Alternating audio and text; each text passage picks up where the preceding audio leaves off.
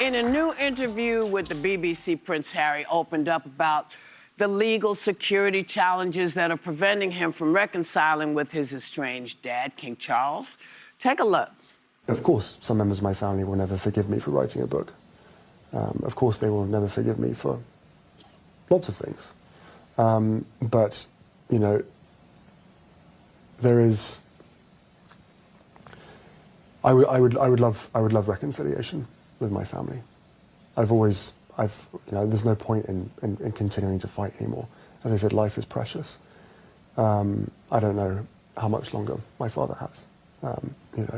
He won't speak to me because of this security stuff. But it would be nice to reconcile. So is making that on-camera plea gonna help chances? You think, don't think he's making it into a public spectacle? What are your thoughts? I was conflicted over this because, so I think all of us agree you always want reconciliation. We had Jeremy Renner here last week, who basically, I mean, he had a near death. He actually says he died briefly in this snowmobile accident. And he said at the end, all that you remember is the people you loved. Not money, not titles, not crown jewels. So I think everyone roots for there to be reconciliation. Watching this, I kind of felt like it was a Hail Mary. Like he's probably made outreach, not heard back. I can't speak to why he hasn't heard back or whatever, but I think that he must have thought, if I go out there on the BBC, perhaps that's a way to signal to my father, you know, in this period that you have left, I do want to talk and reopen those lines of communication. And I root for it. I think that he acted in the interest of his family in the immediate, not thinking he was giving up the rest of his family for the rest of his life. Yeah, this issue came out of a legal case because in 2020, he was denied security protection. The type of security protection someone born into the royal family requires, because we know what that kind of thing is. There's a lot of exposure, not only for him, but for the Duchess, Meghan, his wife, and his 2 children. And he wants to go and show them his home country. And so that was stripped away from him because he decided that he didn't want the official duties. And a point that he made during that interview, which I thought was striking, is that there are people that serve their country, but then leave public service, but always have that protection for the rest of their lives because they're different. This is a man who was born into a family, born into that duty, spent tours in Afghanistan and served his country for 35 years. I think that does warrant the security. That being said, another thing that he said was, while he wants reconciliation, he learned from Canada that there cannot be reconciliation without truth. It's truth and reconciliation. So yes, he wrote the book. Yes, he told his side of the story. We haven't heard from the other side, but I don't think he should be punished for telling his truth, because I do really believe there is no reconciliation without that.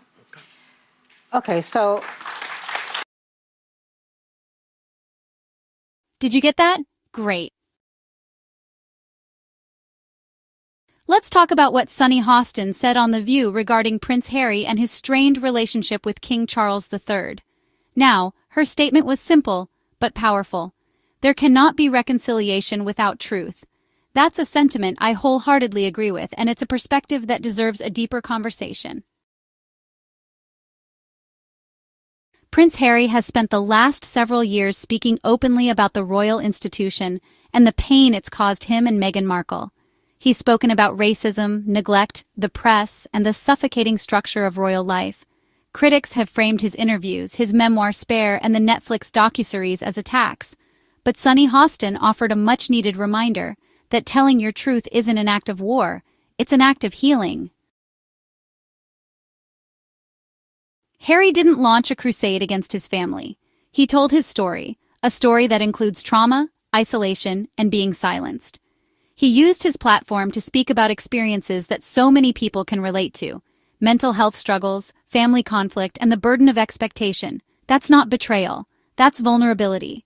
And it takes courage to be that honest, especially when you know the backlash will be brutal.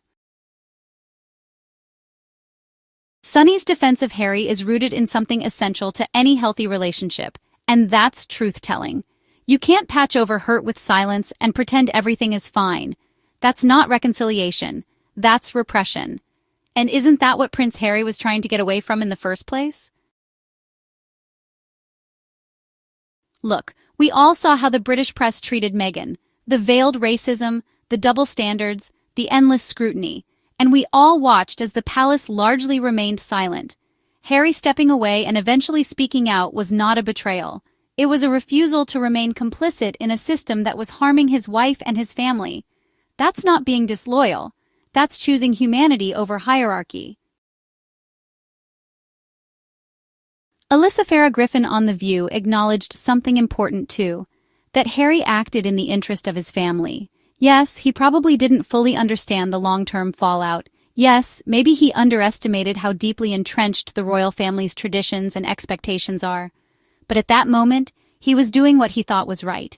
He chose his wife, he chose his children, he chose truth. That matters. And let's not forget, reconciliation is a two-way street. It's not just about Harry asking for forgiveness. It's also about the royal family acknowledging the role they played in this divide. Yet, we've seen very little evidence that they're willing to do that. There's been no formal response to the claims raised in the Oprah interview.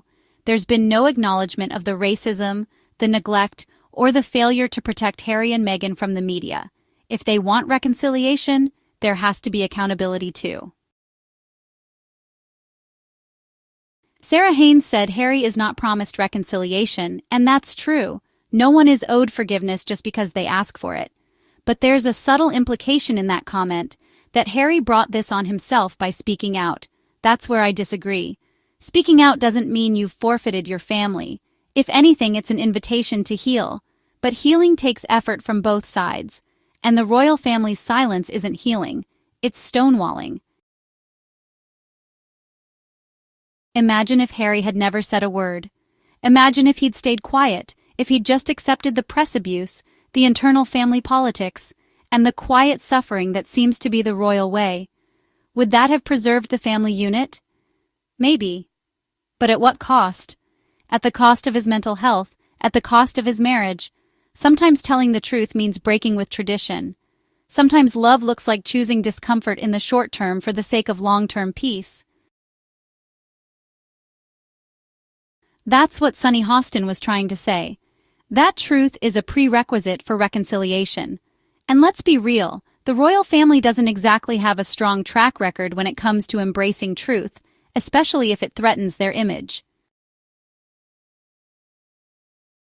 People love to say Harry burned bridges, but sometimes bridges need to burn if the path they lead to is toxic. That doesn't mean he doesn't want to rebuild. In fact, Harry has been clear that he does want a relationship with his father. His interview with the BBC was a public sign of that. A lot of people saw that as a desperate move. I see it as a brave one. Because when you've been painted as the villain, it takes real humility to keep showing up and asking for peace. But peace doesn't mean pretending the past didn't happen. Peace means facing it, owning it, apologizing when needed, extending grace but not at the expense of truth. And for Harry, that truth included uncomfortable realities about how his wife was treated, about how he felt unsupported, and about how suffocating life as a spare can be. There's a real danger in the idea that Harry should have just stayed silent to keep the peace. That mindset only benefits the people in power. It tells people to swallow their pain and suffer in silence so others don't have to feel uncomfortable. And that's the exact cycle Harry and Meghan were trying to break. Yes, there were consequences. Sarah Haynes was right about that. There are always consequences when you challenge the status quo, especially when that status quo is as old and rigid as the British monarchy. But let's be clear, the consequences are not Harry's alone to bear. They belong to everyone who played a part in that dysfunction.